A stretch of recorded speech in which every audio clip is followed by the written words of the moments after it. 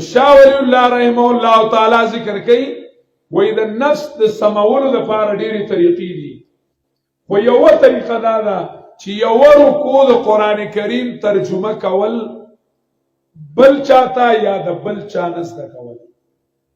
د بل چا نه زده کول د قرآن دعوت ایمان دی او ایمان په حد باندې ولاړو دا نه ده چې ایمان په حد باندې ودرېدو نه د ایمان به ترقي کې قرآن وایي وَإِذَا تُلِيَتْ عَلَيْهِمْ آيَاتُهُ زَادَتْهُمْ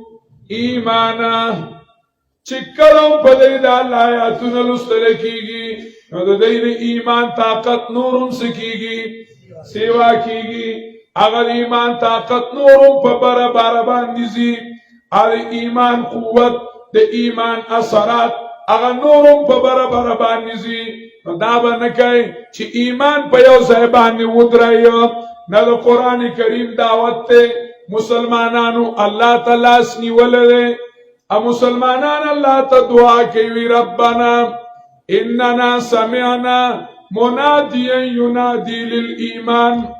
ربنا اننا سمعنا مناديا ينادي للإيمان ان آمنوا بربكم فآمنا ربنا يا رب زمنگا اننا سمعنا مناديا ينادي للإيمان دا ظالمان یومانه کې چې منادي نبی عليه السلام مراد ده او دوی موي چې منادي قرآن نه قرآن منادي ده اواز کوونکې په طرف د چا باندې د ایمان باندې ينادي للإيمان نو چې کله د قرآن کریم دا ينادي چې دا طلباء کرام ته وغوږ کړي ينادي مضارع ده که ماضي ده